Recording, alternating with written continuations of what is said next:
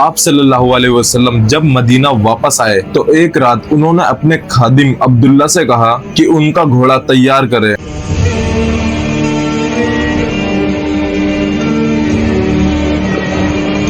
फिर आप सल्लल्लाहु अलैहि वसल्लम घर से निकल गए और मुस्लिमों के कब्रिस्तान गए।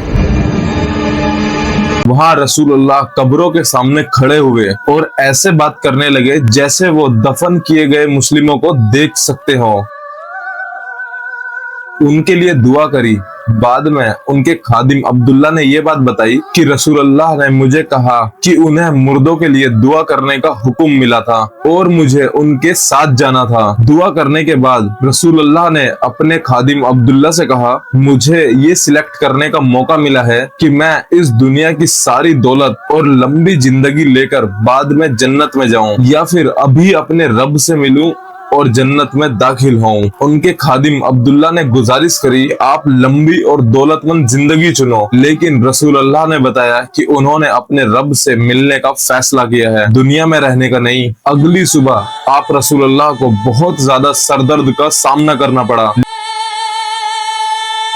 लेकिन इतने दर्द के बावजूद भी आप रसूलुल्लाह ने मस्जिद में नमाज पढ़ाई। नमाज के बाद उन्होंने जमा हुई हुई भीड़ से जो बातें कही उससे लोगों ने समझ लिया कि आप रसूलुल्लाह के पास अब इस दुनिया में ज्यादा वक्त नहीं है और उनकी वफात अब नजदीक है।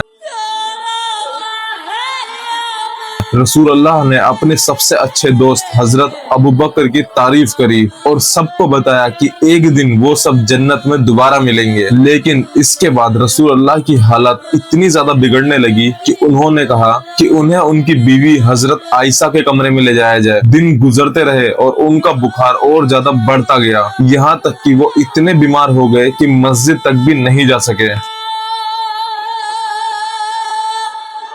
जो कि उनके घर के बिल्कुल बराबर में थी। फिर रसूलुल्लाह ने हजरत आयशा से कहा कि मुस्लिमों को नमाज आपके वालिद यानी कि हजरत अबू बकर पढ़ाएं, जिससे लोग बहुत ज्यादा उदास हुए क्योंकि ये पहली बार था कि रसूलुल्लाह की जगह किसी ने ली थी। बाद में रसूलुल्लाह ने देखा सभी मुस्लिम हजरत अबू बकर के पीछे सफों में खड़े हुए हैं नमाज के लिए। उन्हें बहुत खुशी हुई। हजरत अबू बकर ने जब ये चीज देखी तो वो पीछे हट गए ताकि रसूलुल्लाह अपनी जगह ले सके और बाकी मुस्लिम भी खुश हुए ये सोचकर कि वो पहले की तरह रसूलुल्लाह के साथ नमाज पढ़ेंगे। लेकिन रसूलुल्लाह ने इशारा किया कि वो अपनी नमाज जारी रखें। उन्होंने हजरत अबू बकर के दाईं तरफ बैठकर नमाज पढ़ी और फिर वापस अपने कमरे में चले गए। उन्हें इतना दर्द था कि उनका दर्द देखकर उनकी बेटी हजरत फातिमा रोने लगी। फिर आप रसूलुल्लाह ने अपनी बेटी से कहा, इस दिन के बाद तुम्हारे अब्बू को कोई दर्द नहीं होगा।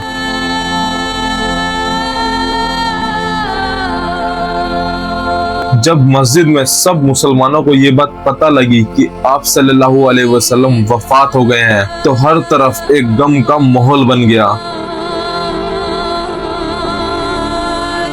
हजरत उमर इतना हैरान हुए और चिल्लाकर बोले, ये चीज सच नहीं है। हजरत अबू बकर बाहर आए और नरमी से लोगों से कहा, सब तारीफ अल्लाह के लिए है लोगों, जो मोहम्मद की इबादत करता था अब मोहम्मद इस दुनिया में नहीं रहे, लेकिन जो अल्लाह की इबादत करता था अल्लाह आज भी है और हमेशा रहेगा। फिर उन्होंने कुरान की वो आयत पढ़ी जो जंग ओहद के वक्त उतारी गई थी, जिस जंग में मुस्लिमों को हार का सामना करना पड़ा था। उस जंग में ये अफवाह फैली थी कि आप सल्लल्लाहु अलैहि वसल्लम शहीद कर दिए गए हैं। फिर कुरान पाक में यह आयत नाजिल हुई, मोहम्मद सिर्फ एक रसूल हैं, उनसे पहले भी रसूल गुजर चुके हैं। क्या जब वो मर जाएंगे या कत्ल हो जाएंगे तो तुम पीछे हट जाओगे? जो पीछे हटेगा याद रखो वो अल्लाह का कोई नुकसान नहीं पहुंचाएगा। इसके बाद मुस्लिम उम्मा ने सोचा इस्लाम का कंट्रोल पूरे अरब पर हो चुका है, मुस्लिमों का कोई एक लीडर होना बहुत जरूरी है। लेकिन सभी मुस्लिमों को ये बात पता थी कि आप रसूलुल्लाह हजरत अबू बकर से बेहद मोहब्बत करते थे। इसके बाद लोगों ने हजरत अबू बकर से वफादारी की बैत करी और उन्हें अपना एक नया लीडर माना।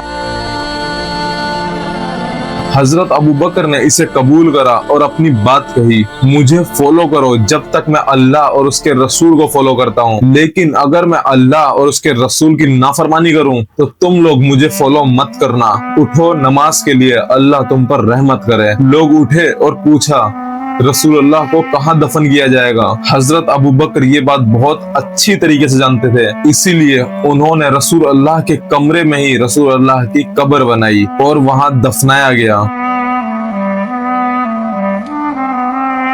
उसके बाद रसूलुल्लाह तो इस दुनिया में नहीं रहे, लेकिन इस्लाम आज भी स्पीड से फैलता जा रहा है। आप रसूलुल्लाह पूरी दुनिया के लिए सबसे बड़ी मिसाल बने। ऐसी पर्सनालिटी पूरी दुनिया के अंदर ना आज तक कभी आई थी और ना ही आने वाले वक्त में आने वाली है। और आज भी दुनिया भर के मुस्लिम रसूलुल्लाह की कब्र पर जाते हैं, नमाज पढ़ते हैं, दुआ और सलाम भेजते हैं। आप सल्लल्लाहु अलैहि वसल्लम की पूरी सीरीज कंप्लीट होती है। सब्सक्राइब कर लेना।